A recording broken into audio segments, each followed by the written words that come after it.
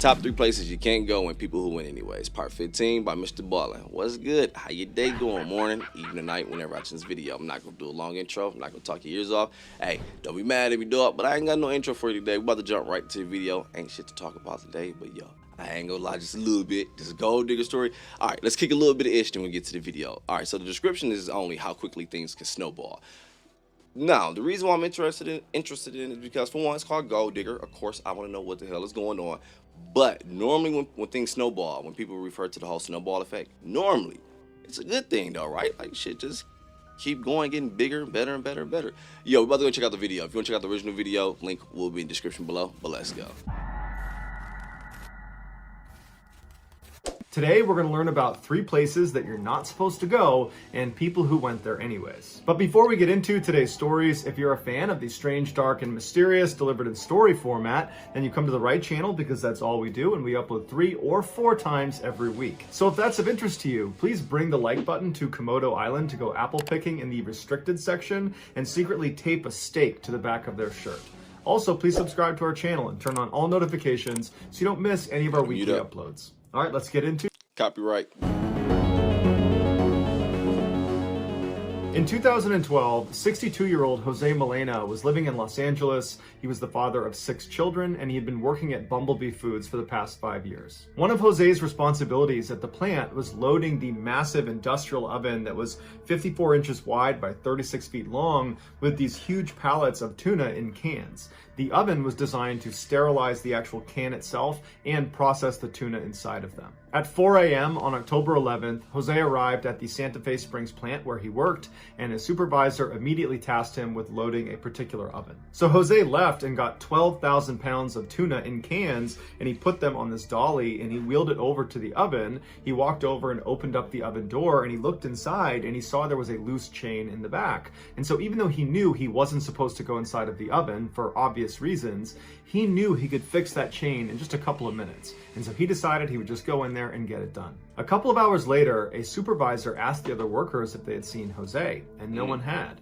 And so they searched the inside of the plant. He was nowhere to be seen. His workstation at that oven had been cleaned up. They called out to him on the intercom to come up to the office, but he didn't show up. They went outside and they found his car was still parked in the parking lot. When they went back inside, everybody was just stumped about where Jose could have gone. And so they searched the building one more time, and then finally one of the workers said, "The only place we haven't looked is inside the oven he was last seen loading." And so they turned off the oven, but they had to wait 30 minutes for it to cool down before it was safe to go inside. And when they finally opened up the door, they found Jose pressed up against the inside of the door trying to get out. He had been... I was tripping, dog, because I thought those were eyes. I ain't gonna lie to you. Plural, I did think that, but it was just... We haven't looked is inside the oven he was last seen loading. And so they turned off the oven, but they had to wait 30 minutes for it to cool down before it was safe to go inside. And when they finally opened up the door, they found Jose pressed up against the inside of the door trying to get out. He had been cooked alive. Earlier, when Jose had gone inside of the oven to fix that loose chain, he had left all 12,000 pounds of this tuna sitting on a pallet dolly right outside the entrance to this oven. And so another co-worker had been walking down the row of ovens, and the door to the oven swings out, and so it would have blocked his view to look inside of the oven. And this worker saw this huge pallet of tuna sitting right outside, ready to be pushed directly into the oven. And so he assumed Jose must have stepped away to go to the bathroom. And so thinking he was doing him a favor, he walked over and pushed the pallets right inside, shut and locked the door without ever seeing Jose. So was he not a part of the... Not blaming, don't get me wrong, definitely not blaming dog. But I will say this, was he not a part of the whole operation when we were looking for Jose? Like, because... if he didn't know that was Jose's station or he was handling that business, like, oh, I did take care of that for him. But then again, I don't know, maybe that's one of those situations was like, yo, this don't happen. So that probably was like on the back of my mind type of situation. Like, I just really didn't think, oh, shit, I probably locked him inside of there. But I don't know, though. Damn, that's fucked up because he was just offering a helping hand. Jose must have stepped away to go to the bathroom, and so thinking he was doing him a favor, he walked over and pushed the pallets right inside, shut and locked the door without ever seeing Jose. And Jose, who was at the back of the oven, was probably caught off guard by the pallets suddenly coming in, and they boxed him in. He could not have ran to the front to get out in time, and it was so loud inside of the plant that even if Jose had been yelling, "Hey, I'm in here," it's unlikely the other coworker would have heard him. Once Jose's coworker turned on the oven he was inside of, it would not have immediately heated up to lethal temperatures. In fact, it was a fairly gradual heating process up to 270 degrees over a 2-hour period. And the human body can survive at 200 degrees or higher for up to 10 minutes.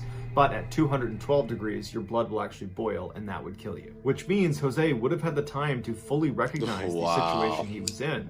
And unfortunately, there was no kill switch inside of the oven, and there was no emergency exit. And so Jose just forced himself along the edge of the oven, past all the pallets to the front door, and banged on it until he slowly cooked to death. The deputy district attorney that prosecuted Bumblebee Foods in the lawsuit that followed this case said this was the worst circumstances of death he had ever witnessed. Bumblebee Foods paid Jose's family $1.5 million. They also paid $3 million to upgrade all of their industrial ovens. That's what's up, Horsehead. Jacob Cockle always loved the water. He grew up in a town called Penzance in the UK, and he spent virtually all of his time surfing at one of their did he say year? Let me go back. Industrial ovens.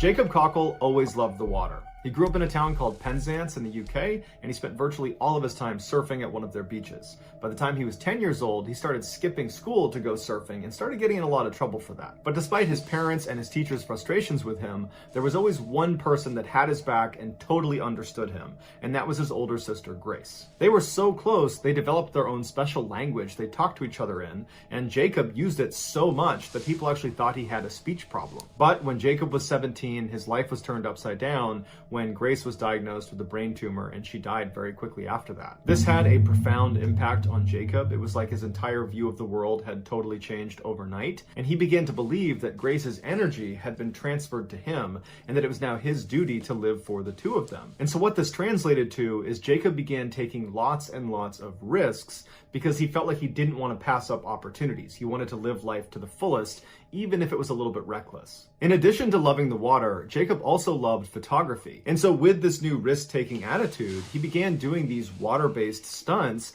and filming himself in the process. Things like surfing in storms, or leaping off of buildings into fairly shallow water, or diving to dangerous depths on a breath hold. And Jacob loved it. He loved taking these risks. He loved filming himself taking these risks. And so he decided this was going to be his career. He was going to be a world-famous photographer that specialized in dangerous photos and films. And so Jacob got this big piece of paper and he put it on his bedroom wall, and with black marker he wrote himself a reminder: I will become a world-famous photographer and I will let nothing stand in my way. Basically, he was prepared to go to any length to get the shots that he needed to get. And this intense attitude worked. By his early 20s, he had won major awards with National Geographic and the Sunday Times. He was also a regular contributor to surf magazines, where he almost always got the cover shot. Most of his award-winning pictures were taken of the sea in its most violent and turbulent forms, like the shot of a fishing boat coming back into port in a large swell.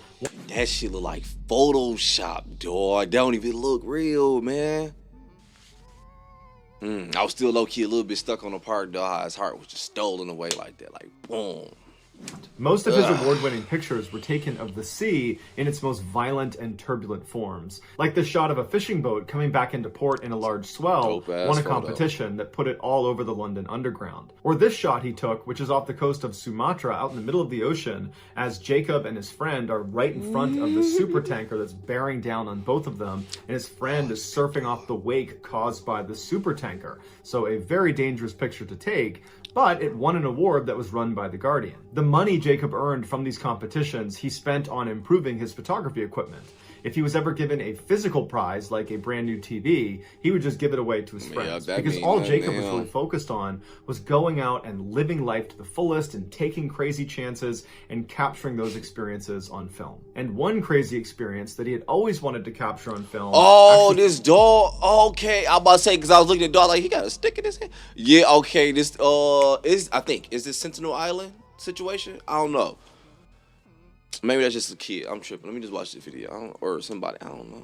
Wait, I'm gonna let it finish. Let me see. And one crazy experience that he had always wanted to capture on film actually took place right in his hometown of Penzance. A very strong whirlpool would appear a few times a year in a harbor that was right near his childhood home. It was just a quirk of engineering designed to keep the harbor from silting up. At high tide, the water would come in and it would hit this quay wall, and at the bottom of the quay wall was a tunnel that fed into this other pool. And so that would fill up with water. And then when the tide retreated during low tide, the water in the harbor would drain out and the water from the pool would slowly filter. Let me hear that one more time. A very strong whirlpool would appear a few times on film. And one crazy experience that he had always wanted to capture on film actually took place right in his hometown of Penzance. A very strong whirlpool would appear a few times a year in a harbor that was right near his childhood home. It was just a quirk of engineering designed to keep the harbor from silting up. At high tide, the water would come in and it would hit this quay wall, and at the bottom of the quay wall was a tunnel that fed into this other pool. And so that would fill up with water. And then when the tide retreated during low tide, the water in the harbor would drain out and the water from the pool would slowly filter out back through this tunnel, pushing the silt and sand out of the harbor. But sometimes when the water came into the harbor during high tide, it would come in so quickly it would build up against the quay wall and it wouldn't drain fast enough down through that tunnel into the pool. And so just like in your bathtub, if you pull the plug when it's full, you'll see a whirlpool form as the water is sucked down the drain. The same thing would happen at this quay wall as all this water is being forced down and sucked through this pipe. It would create this huge whirlpool that you could see on the surface from the quay wall. And even though this whirlpool only formed a couple of times a year, it was so dangerous. There were caution signs all around the... Go back. Damn, because I take it that was his photo, and it legit looked like when you pull the damn plunge out the tub. Pipe. It would create this huge whirlpool that you could see on the surface from the quay wall. And even though this whirlpool only formed a couple of times a year, it was so dangerous. There were caution signs all around the edge of the harbor and on the quay wall telling people to stay out of the water. But in his mid-20s, Jacob ignored those signs and he started jumping into this whirlpool every time it formed. And he was able to kind of swirl around the outside, and he would film it inside and just on top, and he would upload his videos to YouTube, and they would get millions and millions of views. They were totally beautiful and terrifying at the same time. On May 28, 2013, when Jacob was 28 years old, he noticed that the whirlpool was back in his hometown and he wanted to go out and film inside of it again. And so he ran to his friend David's house and he asked him to, hey, come down to the harbor and film me inside of this whirlpool. And so by the time David got his stuff together and made it to the quay wall, he looked down and he saw Jacob was already in the whirlpool swirling around. David also noticed that Jacob was wearing a rubber horse head mask, and he told David the reason he was doing it is because it would be more eye-catching on YouTube. So David leaned over the wall and began filming Jacob as he swirled around this whirlpool in his horse mask making neighing sounds, and at some point Jacob stopped and he swam away from the whirlpool, but you could see the pull of the whirlpool was very strong because even with flippers on, Jacob really struggled to swim away from this whirlpool. But he was in good spirits about it and he was laughing with David and saying how when he first jumped in, he was actually pretty scared of this whirlpool. It's definitely the strongest one he had been in over at this quay wall. And David would say, yeah, I can tell from up here, that one's really strong. For the next 10 or 15 minutes, David and Jacob kind of joked back and forth about the strength of the whirlpool, and Jacob would put his mask back down and swirl around inside of the whirlpool, then get out again. And then towards the end of the video, Jacob yells up. I'm not gonna lie, I know shit about to get tragic, but if that was a success, that shit would be fun, dog. Yeah, Jacob kind of joked back and forth about the strength of the whirlpool, and Jacob would put his mask back down and swirl around inside of the whirlpool, then get out again. And then towards the end of the video, Jacob yells up to David that he only has one more thing in mind that he wants to do with the whirlpool. He wants to dive down below and film it from underneath. And so he asks David to hand down his camera. David hands it down, and you see Jacob adjusting his camera, and then he dives below the surface to begin filming this whirlpool. And so David's up on the top watching Jacob, and he's very familiar with Jacob. He knows he does things like this. He knows he has a great breath hold. But after a couple of minutes, when he doesn't reemerge, David gets scared and starts yelling for him. And when he still doesn't come up, David turns and runs to the other side of the quay wall and looks over that railing towards the pool side, and he can see the water is still rushing into the pool, and there's no sign of Jacob. And so he ran back and forth forth a couple of times and he didn't see Jacob until finally he went back to the poolside and he saw Jacob down below. He was lying face down in the water. So David ran down and waded out to him, but it was already too late. Jacob had drowned. The reason Jacob was able to swirl around at the top of this whirlpool and not get pulled under is because he had a wetsuit on, and wetsuits are buoyant. But as you go underneath the water, the deeper you go, the water pressure pushes against your wetsuit and it reduces the overall buoyancy of your wetsuit. And so when Jacob dove down into this whirlpool, the pressure pushed against his suit, he lost his buoyancy, and then he got caught up in the current of this very strong whirlpool, and he was pulled slowly down to the bottom. And so he probably fought as much as he could to try to get out of there, but he couldn't, and eventually was forced into that tunnel underneath the quay wall, and he was under there until he drowned, and then he was eventually spit out the other side. Damn. When you I know the whole, let me pause this ad real quick. I didn't know the whole wetsuit was built that way to keep you up like that. I mean, don't get me wrong, makes sense. Yo, I learned a lot of diving-ish from Mrballen, dude. But damn, the fact that when he went under, then that's what caused it to really just like, now it's a GG, we got you. I was like, oh, fuck, meaning you could have really enjoyed the twirls if we would have just kept it at that level. But had to kick it up a notch, but hey, it was in his character. It was what he did. I couldn't even imagine losing one of my siblings early, man. It always F me up when people use it. Real quick, we're going to get back to the story. It always F me up when I hear people who do have those stories or at a young age where, like, for example, I was in elementary school when talking to one of my friends. He's like, oh, yeah, he was just telling me, like, how his mom passed away and ish, whatever. I'm like, yo, man, like, that's fucked up. It don't seem fair. It's like, dog, they didn't even no chance to experience your parent. But either way it go, though, dog, I'm about to go ahead and get to the video because everybody just ain't dealt the same cards on this planet, huh? In this life, I should say. Let's get to this video, man. Just gotta do it. What the fuck we got? Forced into that tunnel underneath the quay wall, and he was under there until he drowned, and then he was eventually spit out the other side. In July of 1988, 18-year-old Adriana and her husband, Jay Dickinson, were living in Anchorage, Alaska, just 1 month after getting married in Nevada. Jay, who had lived in Alaska for several years before Adriana joined him, had taken up an interest in something called placer mining, which is basically mining riverbeds for minerals like gold. And as soon as Adriana moved in, she picked up the hobby as well. The area they mined for gold was south of Anchorage in Cook Inlet. Jay owned a gold claim there. So ignorant. I really thought the story was gonna be about a fucking gold digger. Ignorant. No, that's ignorant. It's the actual job. Man, I don't even mind you going to another video at this point. I really don't. I don't mind, dog. That was crazy. That wow. I'm like, okay, I want to see how this girl about to finesse somebody. Come up, Craig. What? Wow! Yep, this fucking Tubi ass reaction channel. I'm sorry, dog. I apologize. Hey, Tubi been looking lit lately. I ain't gonna lie. Wow! Wow, I suck. He was under there until he drowned, and then he was eventually spit out the other side. Who knows? Maybe it could. In July of 1988, 18-year-old Adriana and her husband, Jay Dickinson, were living in Anchorage, Alaska, just 1 month after getting married in Nevada. Jay, who had lived in Alaska for several years before Adriana joined him, had taken up an interest in something called placer mining, which is basically mining riverbeds for minerals like gold. And as soon as Adriana moved in, she picked up the hobby as well. The area they mined for gold was south of Anchorage in Cook Inlet. Jay owned a gold claim there. Over the years, Jay had found it to be very cumbersome just getting to Cook Inlet. Even though it was just south of Anchorage, the roads forced him to drive all the way around the inlet before being allowed in. However, he had discovered a shortcut. During low tide in the inlet, one of the two northern waterways that fed into the inlet, called the Turnagain Arm, would be completely dried up and it would turn into this huge open mudflat.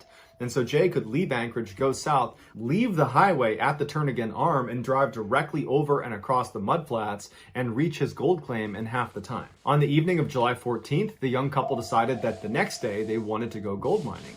And so Jay checked the tides of the inlet to see what the status would be for the next day, and he was pleasantly surprised to see that very early the next morning there would be a low tide, perfect for them. And so the next day, the couple got up at sunrise, they hopped in their Jeep, and they started heading south. They left Anchorage, they hopped on the highway, and they went south all the way to the access point to Turn Again Arm, and they looked out in front of them, and sure enough, it's completely low tide, and it's ready for them to drive over. As they turned off the highway and drove down the small access road that brought them to the actual mudflats, they passed by a series of signs telling them not to go on the mudflats. But Jay had done this dozens of times without any incident, and Deanna, she'd done it only a couple of times, but both times it had been no big deal, so neither of them paid any attention to the cautionary signs. Soon they were rolling across the mudflats on their way to Jay's gold Hey, claim. bro, where you going? Hold Hold wait, back up, bro. Boy, I'm turning, what was bro name on Boys in the Hood? Just let me out. Or Ebony, whichever one you want to pick. Nah, let me out. Of times, but both times it had been no big deal, so neither of them paid any attention to the cautionary signs. Soon they were rolling across the mudflats on their way to Jay's gold claim. But on their way, their Jeep suddenly got stuck in the mud. Damn. And Deanna, she hopped out, she went to the back of the Jeep and began pressing as Jay pushed down on the accelerator. The Jeep eventually lurched forward and was free of the mud, but Deanna was actually now stuck in the mud because as she pushed, she drove both of her legs down deep into this mud. She tried to pull herself out, she couldn't do it, and so Jay hopped out of the Jeep, walked around the mud, and got to his wife and began pulling on her. He couldn't get her out, but he told her he had a good idea. He went back to his Jeep and he got his dredge that he was going to use to try to look for gold, and he pushed it down into the mud and began sucking up the mud around one of her legs. And he figured if he just created enough of an air pocket by sucking out enough mud, she could pull that leg out, and then he could do the same thing with the other leg. And although it was a slow process, it was working, and slowly but surely they managed to get one of her legs out of the mud right as the 38-degree water began coming in because tide was starting to come in. Neither of them were panicking because the dredge was clearly working, and if they could just get her other foot out, it wouldn't matter that the water was starting to come in. They would be able to get back to land, back to the highway before they got caught in the high tide.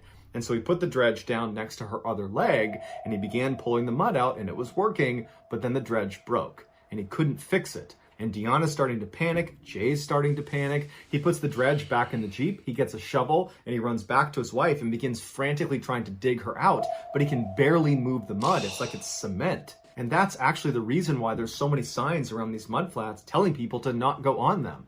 Because there's a very small window of time between low tide and high tide where the ground goes from being solid and you can drive a car on it to being very soupy, and it's very easy to get stuck in it. But before the tide completely comes back in again, it re-hardens. And so if you're stuck in the mud and you don't get out again before it hardens again, you will remain stuck in the mud and 30 feet of water will come in on top of you. And so Deanna's trying to pull her leg out and she's panicking, and Jay is doing everything he can to try to get down there and get her foot out, but the ground's hardened at this point. Her leg is completely trapped inside of the mud, and the water is starting to come in faster and faster and faster. So Jay told her he had to run back to the highway to try to get some help. He couldn't take his Jeep. There was too much water that had come in. It's now up to their knees, and so their Jeep's worthless. And so Jay is running away from Deanna, who's screaming for help. She's trying to get her leg out. There's nothing he can do. And so he's running through the water. He gets up to the highway and he manages to flag down some motorists, and he pleads with them to please come out into the water and help me get my wife out. She's stuck in the mud. And they look out and she's flailing around and screaming, and the water is now up to her waist. And so two of these motorists actually run down into the water with Jay and risk their own lives to try to get Adiana out. Meanwhile, another motorist took off for a nearby cafe where he could alert authorities that someone... Yo, these have been the creepiest pictures I have ever seen from this story right here, dog. When it comes to just our planet, man, legit, it doesn't even look like an element. It doesn't look like water, dog. And I get it, it's not. What the She's flailing around and screaming, and the water is now up to her waist. And so two of these motorists actually run down into the water with Jay and risk their own lives to try to get Adiana out. Meanwhile, another motorist took off for a nearby cafe where he could alert authorities that someone is trapped and they need someone out there right now. Very quickly, the fire department and the state troopers arrived on scene. I would love a rescue story right now, Mr. Ballen. And they see the motorist and Jay trying to pull Adriana out, and the water has crept even higher up on her body. She's screaming, she's panicked, and Mike Opalka, who's one of these state troopers, he immediately ran over to the fire department and he got this big rubber tube and he charged into the water and ran out to Adriana and grabbed her and said, everything's going to be okay. We're going to get you out of here. And he gave her the tube and he says, you need to start breathing through this. The water's going to be over your head soon. And so Adriana, who's shaking because she's hypothermic and because she's terrified, she takes this tube and she's clutching it as the other rescue workers are running down with all their equipment to try to get her out. And then not that long after that, the tide had come in to the point where it was over her head, and all they could see of Adriana was this rubber tube she was keeping out of the water. But unfortunately, every attempt the rescue workers made failed, including getting a helicopter in and attaching a harness to Adriana and trying to pull her out that way. Man. Nothing worked. The first responders and the motorists and everyone stayed with Diana, holding on to her and trying to pull her out. But at some point, the water was too cold and it was getting too deep, and they could not stay out there with her long enough. Michael Polka, the state trooper, was the last one out there with her, and he was struggling to keep his head over the water as he's still trying to pull her up. And at some point, he noticed the tube she had been breathing in popped up on the surface with both ends exposed, so it had come out of her mouth. And so he fumbled with it, but his hand was so cold from the water, he couldn't really grip it. He tried to reach down to give her the hose, but she was flailing and panicking, and she couldn't get the hose. She could not breathe through it, and at some point, she went still. And Mike knew there was nothing he could do. She was gone, and so he let go of her, and being hypothermic himself, he barely was able to swim back to the shore and get out and go up onto the highway with the others. And there they sat for the next 6 hours as they waited for the tide to come all the way in and then go all the way out again and loosen up to the point where they could go out and retrieve Diana's body. Unfortunately, had authorities been alerted to Diana's situation a little bit earlier, they could have got a special water pump out to the mudflats and it would have been able to get her out even if the mud was hardened. But by the time that pump arrived on scene, it was already too late. The water was well over Diana's head and she had already let go of the tube. So that's going to do it, guys. If you found the secret in today's episode, let us know in the comments what it is and where you found it. So give us the timestamp. And if you're the first to do that, we'll pin you at the top of the comments section. If you enjoyed today's video and you haven't done this already, please take the... Wow, man. Life is so damn confusing, dog. Look, I ain't even trying to get all extra deep on you and shit, man. For real, you always hear shit like, yeah, be a risk taker. Take risks, you know. Sometimes you got to say F fear. Do things different. Go outside the norm. XYZ. You gotta live with it, right? I am a strong believer in all that shit. I'm not gonna lie to you. To a certain extent, I am a strong believer in that shit, though, right? Hold on, a little smoke session. Video over. You can leave at this point if you want, man. Definitely, again, rest in peace, man. That one was effed up. I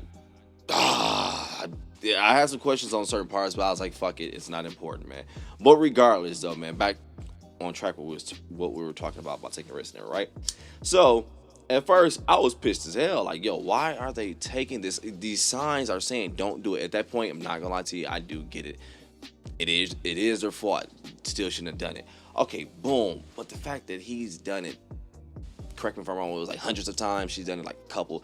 Basically, I remember from the story him doing it a lot, her doing it, whatever, right? So I'm like, man, this is something he do. This is something he used to. Like, yo, I got shit I do in life, not to that extent that probably put my life on edge that I do that I know I shouldn't do, but I feel like, yo, I've been doing it for so long. I feel like I got it. It's good. It ain't gonna happen, whatever, right?